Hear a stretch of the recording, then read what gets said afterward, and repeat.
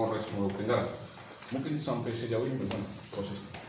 Baik, yang jelasnya bahwa terhadap laporan dari pihak pelapor dalam hal ini Pak Haji Halid Roroa itu bahwa pihak polisi telah melakukan proses penyelidikan pengumpulan data-data untuk masuk kepada tahapan penyidikan, dan oleh karena itu pada tahapan ini polisi telah menyiapkan sejumlah keterangan telah didapatkan dan juga pada persiapan untuk mendatangi pihak kampus dan pihak Dikti untuk memintakan penjelasan terkait dengan laporan yang disampaikan ini.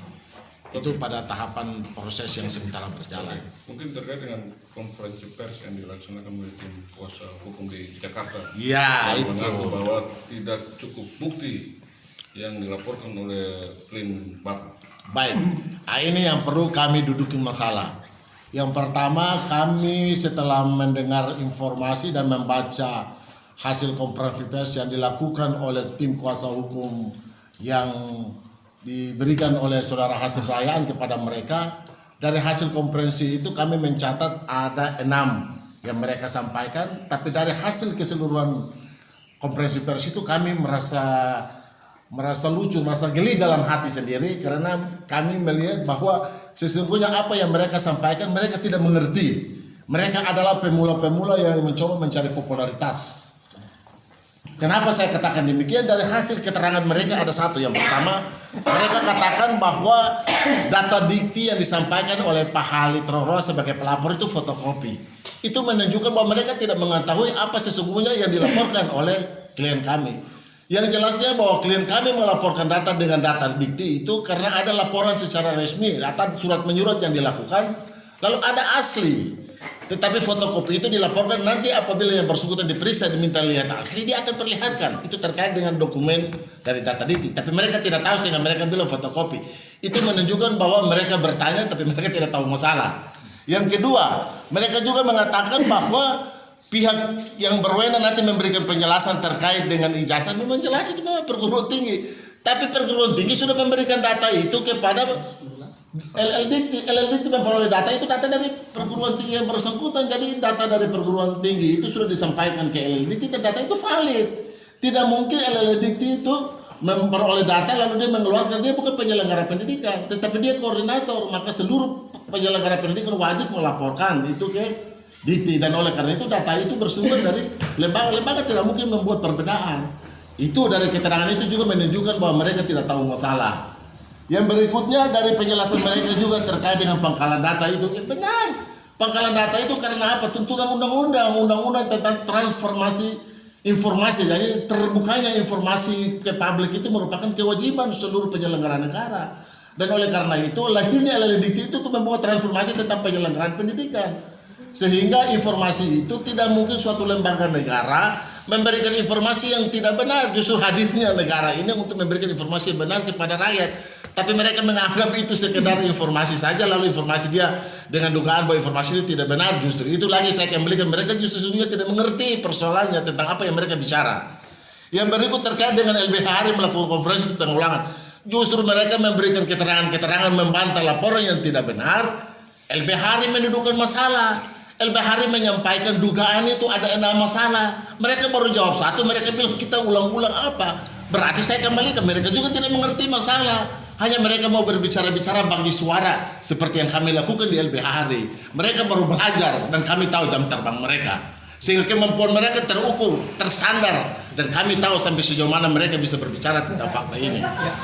Yang berikut lagi mereka sampaikan tentang laporan yang disampaikan tanggal 15 Mei tahun 2000 bahwa itu merupakan laporan tidak cukup bukti. Kamu penyidik, jadi kamu tahu bahwa perkembangannya hanya tidak cukup bukti. Sekarang kan dia penyidik, dia yang lakukan pemeriksaan sehingga dia langsung menghentikan.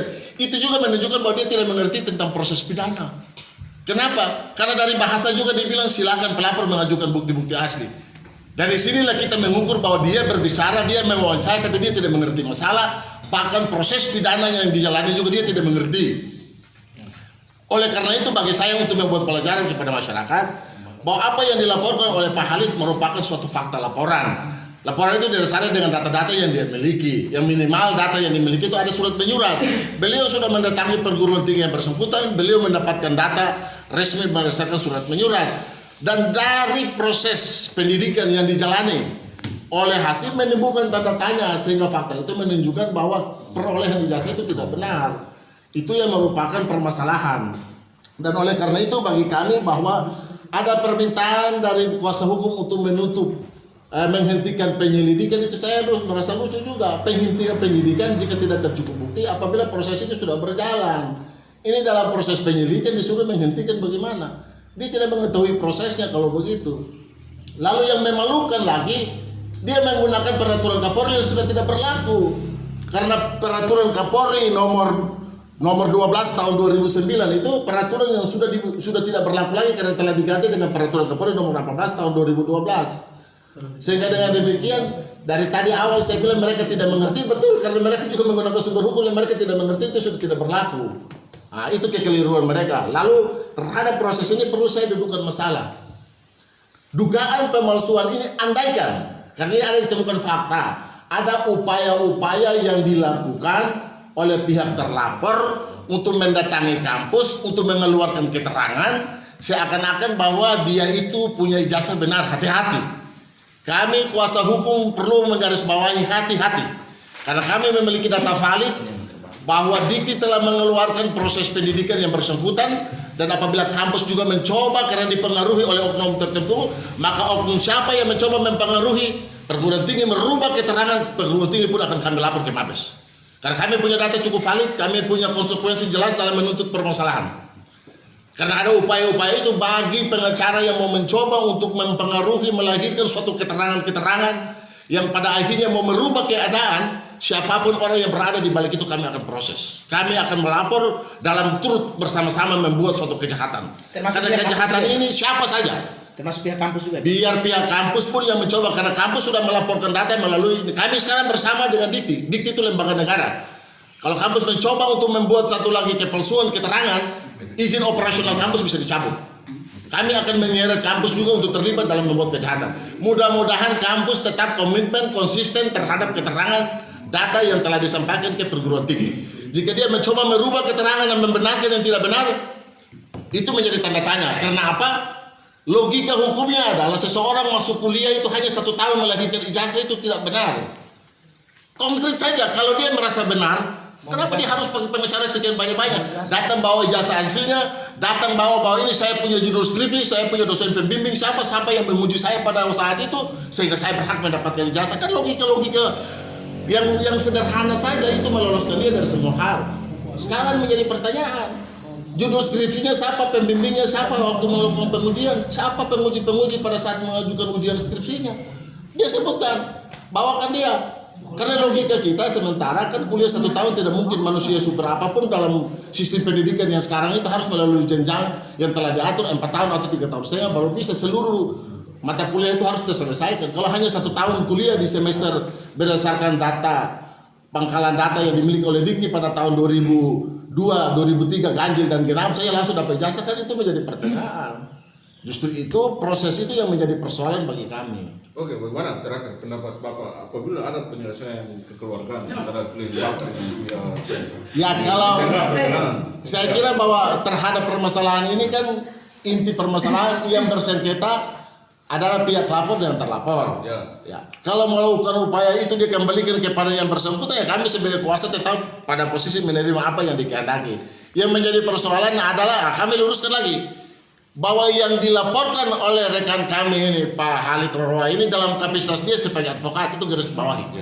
Supaya kita dudukkan, jangan mereka bilang bahwa jika tidak terbukti ya, Pak Halid ini bisa dikenakan pidana. Advokat itu punya kedudukan sebagai penegak hukum di Republik ini, tidak terlepas sebagai hakim, jaksa, polisi, penasihat hukum itu sama-sama pilar. Andaikan mereka melakukan tindakan, dia dilindungi oleh undang-undang. Apakah biasanya Kapolres tangkap orang salah lalu orang pra peradilan Kapolres dilapor? Apakah jaksa juga dituntut? Kan tidak. Kerugian yang bisa dituntut adalah kerugian material atas kekeliruan dan kesalahan. Tetapi secara pidana Pak Halid tidak melapor sebagai pribadi. Kalau Pak Halid melapor sebagai pribadi, dia akan terjerat dalam hasil tidak terbukti. Tapi kalau dia melapor dalam posisi dia sebagai penegak hukum, no way. Beliau juga bersatu sama dengan Kapolres sama juga dengan kejaksaan, sama juga dengan pengadilan yang andaikan putus salah ada upaya hukum dilakukan, mereka tidak bisa dituntut. Kalau terkait dengan laporan kuasa hukum terlapor tentang pasal 310 pencemaran nama baik lewat tulisan. Ya, ini kekeliruan nyata lagi bagi mereka. Mereka pada saat awal yang dilakukan konferensi pers oleh pelapor Pak Haji Khalid, lalu informasi itu disebarluaskan oleh pers. Mereka menganggap bahwa Pak Khalid ini melakukan penyebaran luas. Ini menunjukkan bahwa kuasa hukumnya tidak mengerti tentang undang-undang IT itu. Yang menyebar informasi itu siapa? Pak Khalid tidak dalam kapasitas untuk menyebarluaskan informasi itu. Pak Khalid ketika melakukan konferensi pers itu dilindungi oleh undang-undang. Dia mau melakukan siaran langsung, dia mau melakukan pemberitaan, itu wilayah hukum dia. Pak Khalid tidak dalam kapasitas menyebarluaskan informasi. Kalau siaran langsung dilakukan pers, itu pers sebagai narasumber, lalu dia yang menyebar informasi, bukan Pak Khalid. Sehingga kalau dia lapor Pak Khalid sebagai orang yang menyebarluaskan informasi dengan undang-undang itu, dia keliru. Dan proses penyidikan nanti terhadap Pak Khalid terhadap laporan ini saya yakin akan mandek di tengah jalan. Pak Lukman ini kan sudah tarik-menarik ini, sementara HR itu adalah anggota DPRD yang sudah memperoleh 3 periode. Kenapa tidak digubris KPU sebagai tersangka dalam kasus ini, Pak? Ya, terkait dengan ini yang menjadi pertanyaan, maka pihak kepolisian dalam melakukan penyelidikan ini juga akan memanggil KPU. Karena KPU sebagai pihak penyelenggara pada saat itu memiliki kewajiban untuk melakukan klarifikasi atas data-data.